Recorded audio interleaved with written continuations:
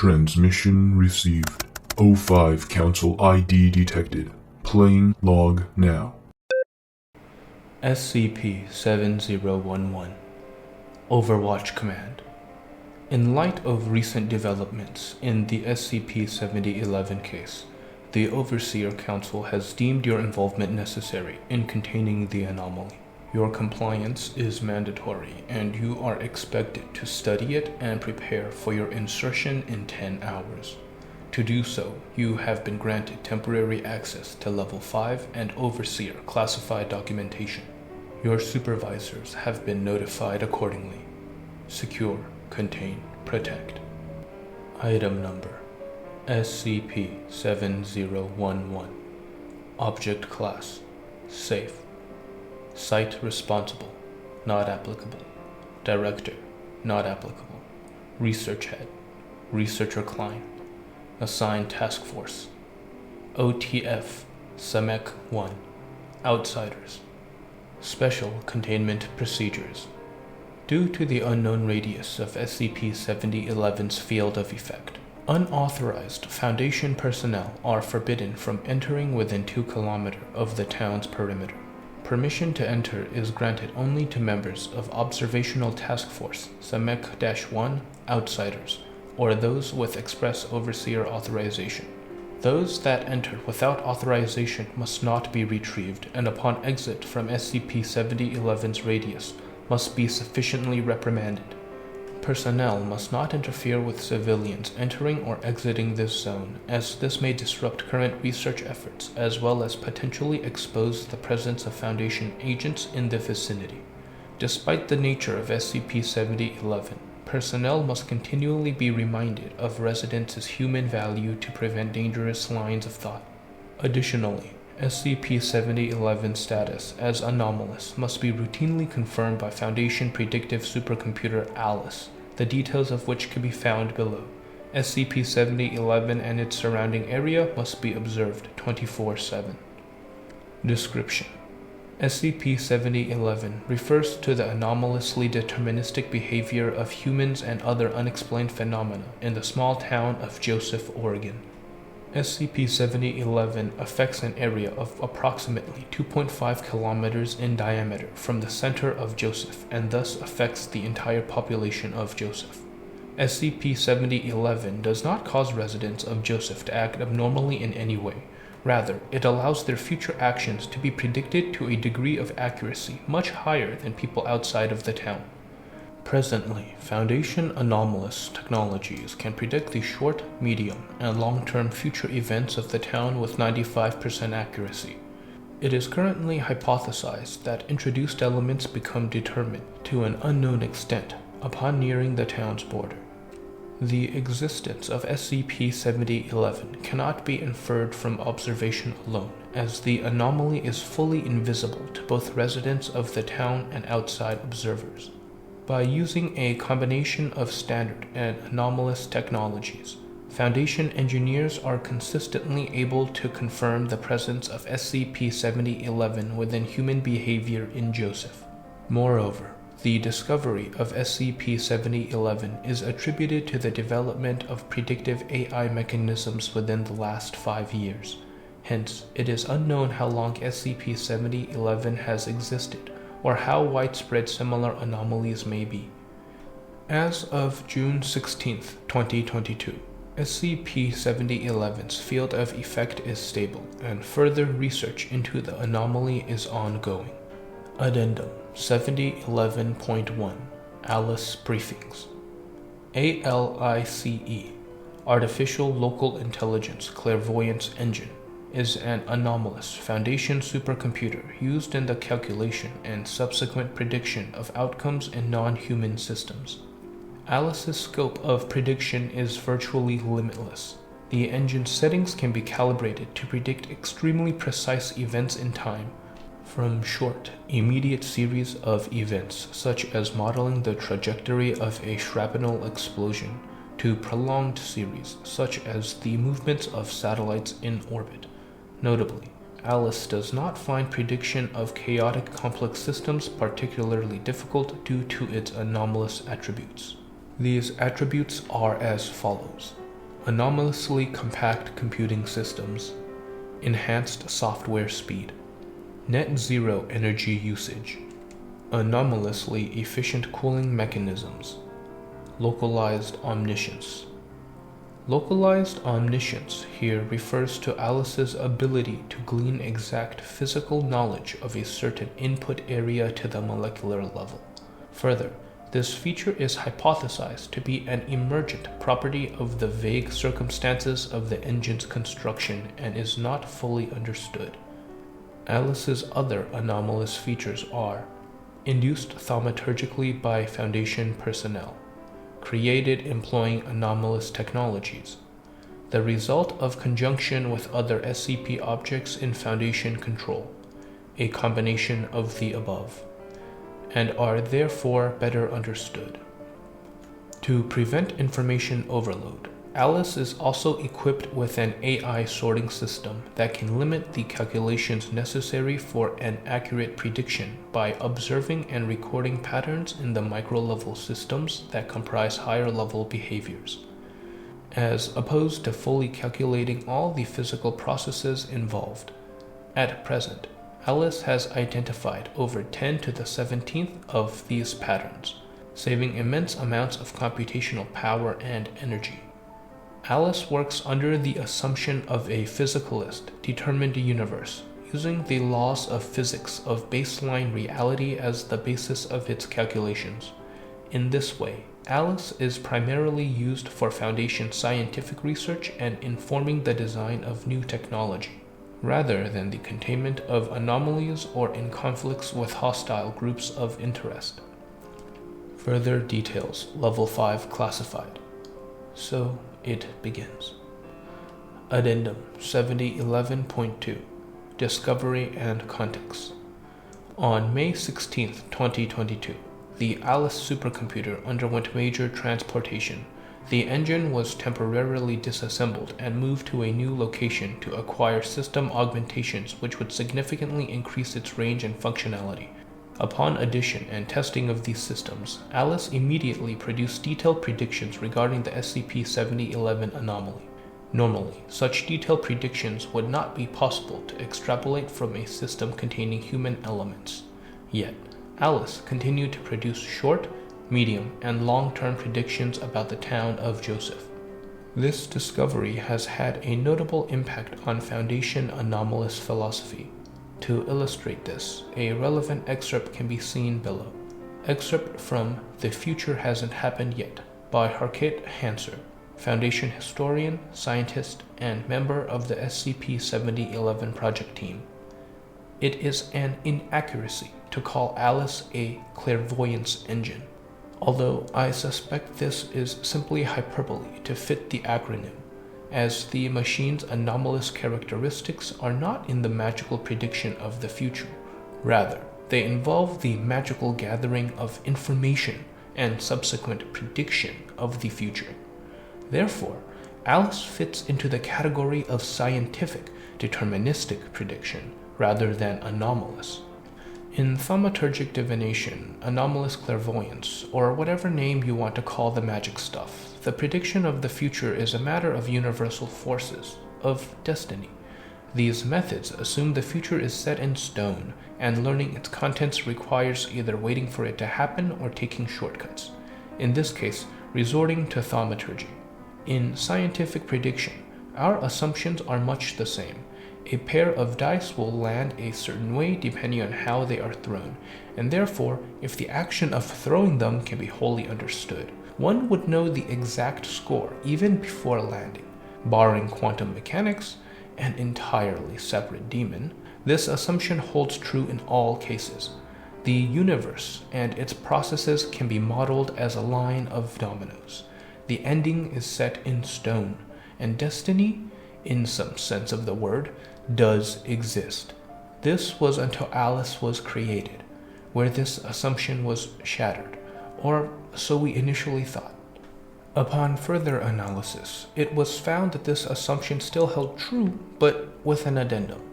The universe and its processes can be modeled as deterministic, excluding human systems, more specifically, systems involving consciousness. The ethical implications of this discovery are, as of now, unclear. Addendum 7011.3 Observation Investigation 1 Observation Time 12:06 Event 3 speedboats approach a beachside property, each with a singular driver. They anchor the boats on the beach and disembark, then move towards the property. Soon the 3 are greeted by David Wilson, the owner of the property, and are invited inside. They leave 24 hours later. Analysis. Short-term predictions change for David Wilson from house chores to interacting with the 3 guests. No change in medium or long-term. Predictions return their previous recorded state after their departure and stabilize. Location. Observation Point 2. Outside the town's highway entrance. Time 9:12. Event. Flock of black-billed magpies settle on nearby houses. Local children notice. They begin picking up pebbles from the ground. The children cause a ruckus, shouting at the birds and throwing pebbles at them until they fly away. After, the children continue playing outside. Analysis. Alice's short-term predictions stutter slightly, but display no visible change. Location. Observation Point 8, Town Entrance. Time 14:26. Event. A hiker enters the town and stops off at a local supermarket to replenish their supplies. They are observed to converse with a local resident, asking about the hiking area surrounding Joseph. Multiple residents engage in the conversation, providing their advice. After 2 hours, the hiker leaves. Analysis. No change. 279 entries omitted. Investigation 2. Introduced elements. Location. Various. Time. 12:19. Event. Foundation remote control drone sent into the town along Wallowa Lake coast. The drone crosses the lake in order to sabotage town infrastructure, but unexpectedly experiences a power failure and falls into Wallowa Lake, damaging it irreversibly. Analysis. No visible change. Location. Various. Time. 17:54. Event. Foundation remote control drone sent into the town through west-facing perimeter. A strong gust of wind immediately follows and blows the drone out of control range, preventing further investigation. Analysis. No visible change. Location. Various. Time. 1600. Event. Foundation remote control drone sent into the town through northwest-facing perimeter. Soon after entering, the drone is spotted by local residents, and the operator is instructed to return it, prematurely halting the investigation to prevent further suspicion. Analysis. No visible change. Drone tests halted for now. We're getting nowhere. Researcher Klein. 23 entries omitted. Investigation 3. Sabotage. Time. 1935. Event. OTF Summit 1. Outsiders. Instructed to disrupt local power grid functionality. Joseph subsequently experienced a full lack of electricity for 25 minutes before being reinstated by a large backup generator, which was previously unobserved and unmarked on Foundation maps. Analysis. No change. Location. Town-wide. Time. 8:12. Event. OTF Samek 1. Outsiders. Instructed to disrupt local water supply functionality, preventing residents from using tap water. Joseph goes 7 hours without water, before the water maintenance team arrive and reinstates the supply. Attempts by OTF Samek 1 to interfere fail, and the task force is eventually recalled after the maintenance team resolves the issue. Analysis. Short-term predictions vary wildly. Medium-term predictions stutter, before returning to their previous state. Addendum 7011.4 Context. Excerpt from The Future Hasn't Happened Yet by Harket Hanser. Arguably, all living beings have consciousness to some extent. However, I will be defining the word differently henceforth. Consciousness is an agent's ability to freely make decisions, not solely through the acting out of a physical chain of events, but through their own free will. Even if a physical chain of events is the way in which this is realized. I suppose I will call this F consciousness to avoid confusion. The distinction between consciousness and F consciousness is purely internal. Both conscious and F conscious beings behave the same way from external observation. However, by definition, beings possessing F consciousness cannot be predicted accurately, while regular conscious beings can be predicted accurately. This is confirmed by the A.L.I.C.E supercomputer. A computer which can only predict the physical cannot predict the actions of F conscious beings. This is where SCP-7011 comes in. The beings in the town of Joseph, Oregon can be predicted with almost 100% accuracy. They are not F-conscious, they are simply conscious, and are therefore different to every other human in existence. Addendum 7011.5 Interview. Purpose: to learn more about the nature of SCP-7011 by explicitly attempting to alter the short-term and medium-term future predictions of the A.L.I.C.E supercomputer.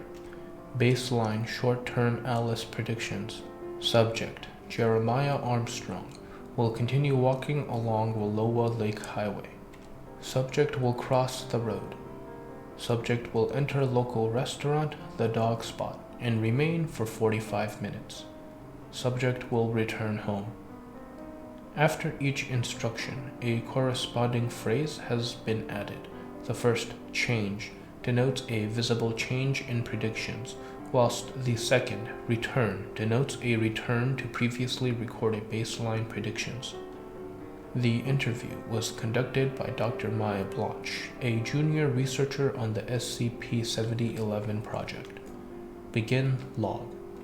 Dr. Blanche is dressed in plain clothes, masquerading as an anthropologist conducting a survey in order to learn about the people and history of Joseph. She has approached a local resident, identified as Jeremiah Armstrong, after which he agrees to the interview. Dr. Blanche: thank you for agreeing to the survey. Most people tend to just pass me by. No one's obligated, of course, but it's exhausting standing around in this heat all day. Armstrong: yeah, I see that. You'd probably have more success in the shade over there. Gestures to his right. Or asking around the shops. Doctor: good point. Dr. Blanche is instructed to begin questioning. Doctor: so, here we go. I'll start off easy, so you should have no problem. Armstrong: haha, you'd be surprised. Doctor: how long have you lived in Joseph? Armstrong: pretty much my whole life. How did you know I lived here? Doctor: I haven't met any tourists yet, just assumed. Dr. Blanche is instructed to continue line of questioning. Doctor: sorry, you technically didn't answer the question. Armstrong: you just want to know how old I am, don't you? Well, I've been living here 30 years, and we moved here when I was 4, so... And can I ask how you feel about Joseph after living here so long? Well, recently it's been a bit hectic around here. The water shut off a few days ago. We've been getting power cuts too lately. I think this old infrastructure is finally catching up to us. Were you in town for the water thing? No, I just arrived today. Lucky you missed that. People weren't panicking, but they were panicked, you know? What's weird about the whole thing is that we're right next to a lake. You'd think we'd have infinite water here. Yeah, I'm not sure. What about in general? Do you like Joseph? Armstrong nods. Yeah, I think so. Don't really have a frame of reference considering how long I've been here, but yeah, I'd say so. The people here are nice and town's quiet, but not too quiet. Interesting things still happen here, every now and then. And if they didn't, I'd keep myself busy. Dr. Blanche is instructed to avoid conversation about Joseph itself. Doctor: can I ask a personal question? Armstrong shrugs. You can ask. Are you married? That kind of personal. No, not at the moment. But you were? Silence. Can we move on to the next question? Sorry. Dr. Blanche is instructed to move on. Doctor. Yeah, sure. Are you religious, Jeremy? That's a harder question to answer than you think. Most people here are Christian. My family is Jewish, but I don't really practice. I celebrate the holidays when they come around, but it's not something I devote that much time to. So, not really. That is my answer. Yes, thanks. Do you believe in God yourself? Dr. Blanche is instructed to refrain from unnecessary politeness. I'm not sure. In a sense, yes, but in another sense, it's hard. I pray to God when I need Him, when I'm on the plane, or when I'm, finding it difficult for whatever reason, but I don't think I believe in Him, not actively anyway. What about fate, destiny? Oh, these are some tough questions. Fate, huh? I think so. I like to think that everything happens for a reason. I don't know if that's the same thing, but it's related, right? Doctor nods. Yeah, I think so. If everything happened for a reason, it would follow there were forces beyond our control, guiding our lives in a way. Exactly. When you put it like that, maybe I do believe in God after all. What are you doing after this? Is that what I think it is? Doctor. No, sorry. It's on my list of questions. It's not Armstrong. Haha, I was on my way to lunch actually. You could come along if you want. Doctor. Sorry, I would, but I don't have a break until later. Wait, is this your work? People don't really do in-person surveys anymore. I assume this was a student thing or a weird hobby. Yeah.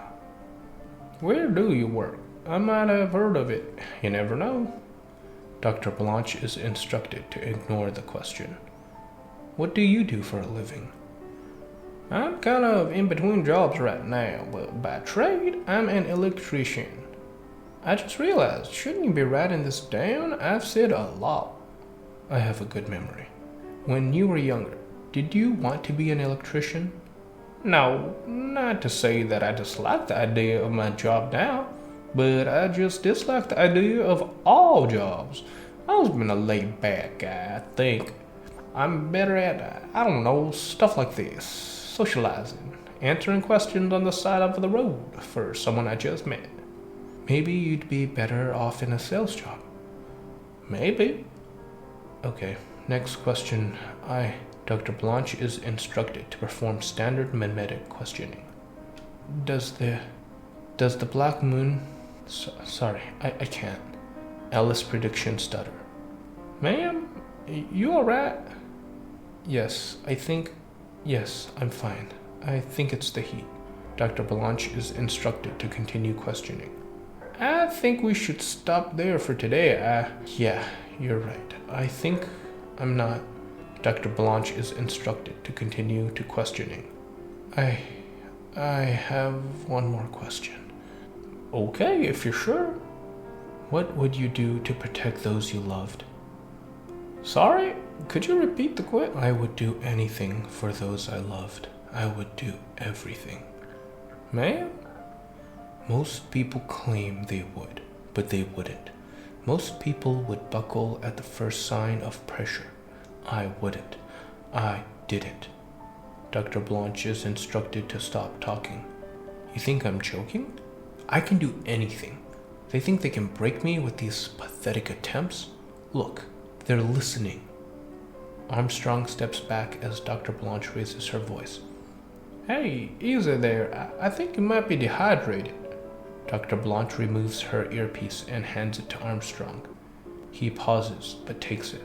Before Armstrong can inspect the device, the connection is remotely severed by Foundation command. Dr. Blanche's recording equipment is still active. What am I looking at? It's them. They're the ones. They're the ones. Armstrong hands the earpiece back without inspecting it.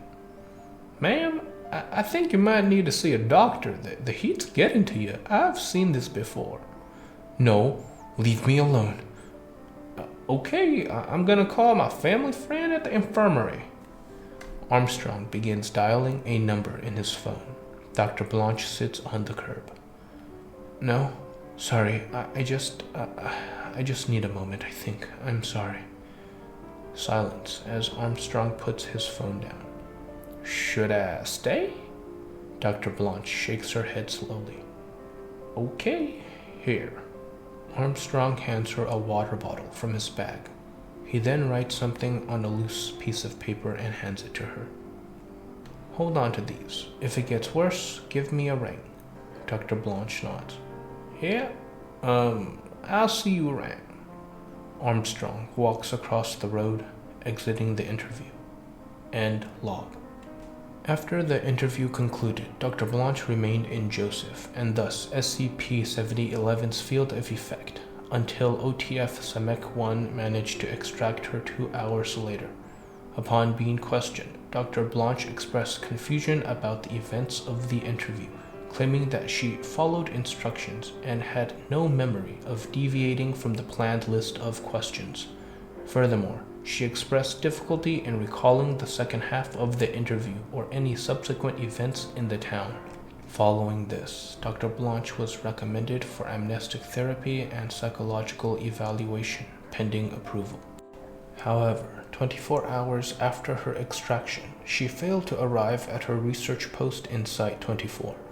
With no contact from her in over 48 hours, she was assumed missing. Soon after, an email was received, with her location being traced to Joseph. To M. Klein at scip.net from M. Blanche at scip.net. Dear Maria, I don't think I can do this anymore. I'm going to stay. Goodbye and thanks. Maya. After this report was received, all attempts to contact Dr. Blanche were ignored. On July 25, 2022, over 72 hours after she was declared missing, the A.L.I.C.E supercomputer unexpectedly produced detailed predictions on the long-term future of Blanche, which had previously been unstable. Baseline long-term A.L.I.C.E predictions. Subject, Maya Blanche, will rent an apartment, 3M. Subject will purchase a car, 1 year. Subject will change her forename to Jeanette, 2 years. Subject will marry in Joseph, 4 years. Subject will remain in Joseph indefinitely, not applicable. This provoked immediate response, as it would mean the permanent loss of a Foundation agent and potential threat to the Veil. However, all attempts at extraction were unsuccessful. The first, a plainclothes exertion conducted by members of OTF-SCP-7011, was intended to quietly extract Blanche without the use of force.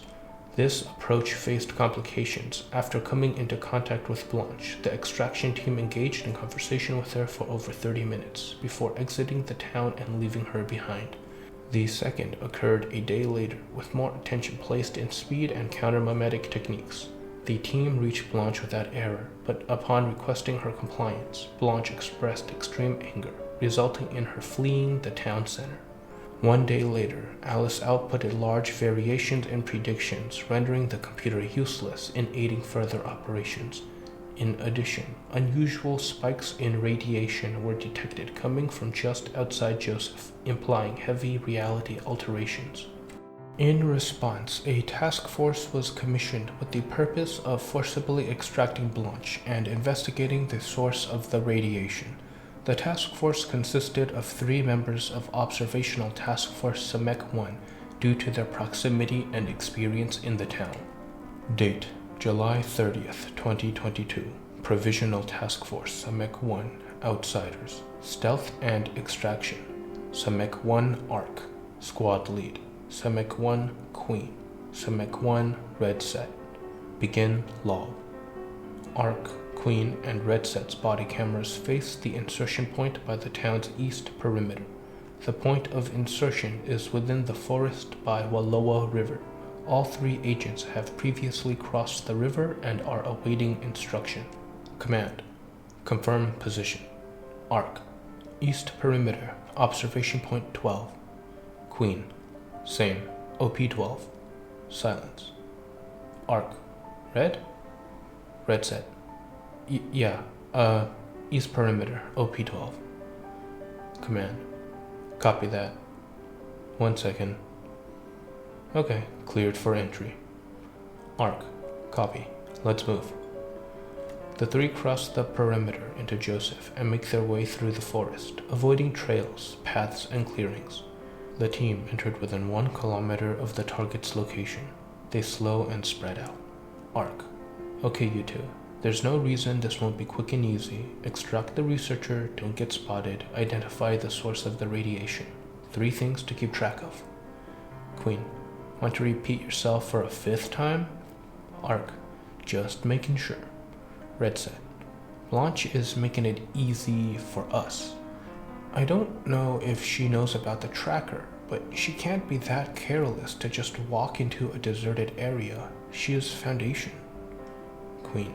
Formerly, she resigned? Red said. The anomaly resigned, not her. She's not the one in control. ARC. That reminds me. Don't speak to her. If it's mimetic or transferred through speech, we might end up the same as her. Better not risk it. Red said. Copy that. Queen. What if she speaks to us? Surely that'll spread it too? ARC. All the more reason to make haste. The 3 continue through the forest, closing in on the target's location.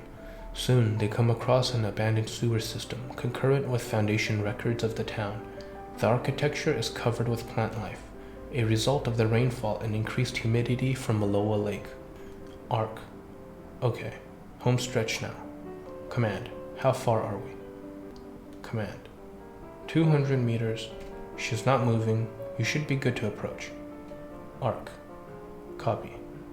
The team passed multiple concrete structures, all in varying states of disarray and ruin, before entering a small clearing. The clearing faces a short tunnel, overgrown and deserted. The 3 await instruction. Queen. Damn. Red said. I can see why Blanche wanted to stay. ARC. Not now, Red. Command. Command. She is on the other side of that tunnel, 50 meters. ARC. On it. The team enter and advance slowly through the tunnel. After 2 minutes, the tunnel exits open into a large clearing. The clearing appears artificial. It is surrounded by a ring of trees. Vines hang down around the perimeter, creating a full curtain, and any tall plants growing from the ground have been cut away. In the center, there is a tall structure consisting of a square metal base and a cylindrical protrusion from said base, composed of an unknown material. The structure is sunken at a 10-degree angle, with the metal base partially buried. Despite the light plant life around the base of the structure itself is covered in moss and creepers. The metal base displays no sign of rust. Queen. What the? Blanche is sitting against the structure, her back to its left side. As the team enter the clearing, she turns her head, appearing undisturbed by their sudden presence. Red said. Shit. ARC. Command, I've got eyes on her. Silence. Blanche has a neutral expression on her face and remains still. ARC. Command? Command. Cleared to move. ARC. Wait. There's something else here with her. A machine of some kind. It looks like it's been here a while. Command. Describe it. There's something obscuring the camera. ARC. Looks like one of those reality drives, but larger, covered in plants. There are weird symbols all over it, like runes. Command. That may be the source. Ignore it for now. Focus on the target. ARC. Copy. The team moves further into the clearing, circling the structure and Blanche. Queen moves left, Red set right, while ARC remains facing the front of the structure. Blanche raises a hand. Blanche. Please, there's no need to. Arc trains her rifle on Blanche. Blanche. Never mind. Arc. Queen. The cards. Queen moves towards her, kneeling down. Blanche is still sitting against the structure. After a moment, she hands her 3 paper cards, each containing printed writing. Blanche scans the cards. Queen readies her handcuffs and gag. Blanche. What am I meant to be doing with these? Queen. They're an... Arc. Queen, don't reply. Queen. Nods. Blanche audibly sighs. She discards the cards on the floor beside her and stands up. Blanche. Can't you just... Why do you have to go to these lengths? Please, I've made up my mind. Queen opens the handcuffs, placing them on Blanche's hands. She does not resist. Queen attempts to place the gag to restrain her speech. Blanche. Stop. I've had enough. Queen stops moving. Arc.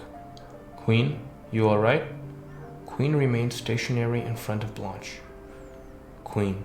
I can't move. What is this? I can't... Arc. Shit. Hang on.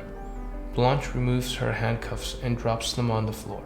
At the same time, Red Set approaches Blanche from behind and attempts to restrain her. Before Red Set can touch Blanche, he freezes in place. Blanche. I asked you to stop. Blanche moves towards Queen and removes her helmet. Blanche. You're a real person. What's your name? Queen. Amanda. Blanche does the same to Red Set. Blanche. And you? Red Set. Byron. Blanche leans back and runs her hands through her hair. Arc. Command? Are you seeing this? Blanche. They aren't. You have to make the decision yourself. This moment is for you, not for a council to sit back and decide your life. Arc remains silent. Blanche. These two? Blanche gestures towards Queen and Red Set. Blanche. They need a break. I think we're going to go now. Are you coming? Command. Heavy static can be heard. Arc. Stall for time. You're cleared to speak. Arc. Where are we going? Blanche. Joseph. Arc. We're already in Joseph. Blanche turns to look at Arc, then gestures towards the tunnel entrance. Blanche. Come on, lead the way. At once, Queen and Red Set begin moving towards the tunnel entrance. Their helmets rest on the grass below. Arc. Wait, Queen, Red, remember why you're here. Queen and Red Set continue moving. They do not reply. Arc. Shit. Blanche walks slowly behind them. They all pass Arc, who does not move. Arc. Why do you need them? Blanche continues moving, entering the tunnel. Queen and Red Set are ahead. Blanche. It's their turn to be free. Arc moves to the entrance. Blanche's voice echoes through the tunnel. Blanche. Joseph is always open. There is no last chance. Arc. Command, can you hear me? They're under some sort of compulsion. Should I pursue? Command. Heavy static. Arc. I have a clear shot on Blanche. Command, can you hear me? Blanche, Queen, and Red Set are almost at the exit of the tunnel. Arc passes the entrance threshold. Arc. Stop moving or I'll shoot. There is no reply. Command. Static. Cleared for use of force. Fire. Arc looks into his sight without pulling the trigger. Blanche and the 2 team members have disappeared from view into the forest. After a moment, Arc straightens. Arc. They're gone. He drops his rifle, removes his helmet, and lies on the grass, gazing up at the blue sky above. End log. The SCP-7011 project has been temporarily suspended by Overseer Ordinance. Please see your project supervisor for more details. Doctor's note. There is something wrong with this file. I can't quite pinpoint what it is, but there's something wrong. I think there's... Wait. Oh, there's a whole other file embedded in here. Oh my god. Okay. I had more clearance than anticipated. So I guess I'm going to be able to look further into the developments of this SCP. I'll keep you guys posted on this. Dr. Z, out.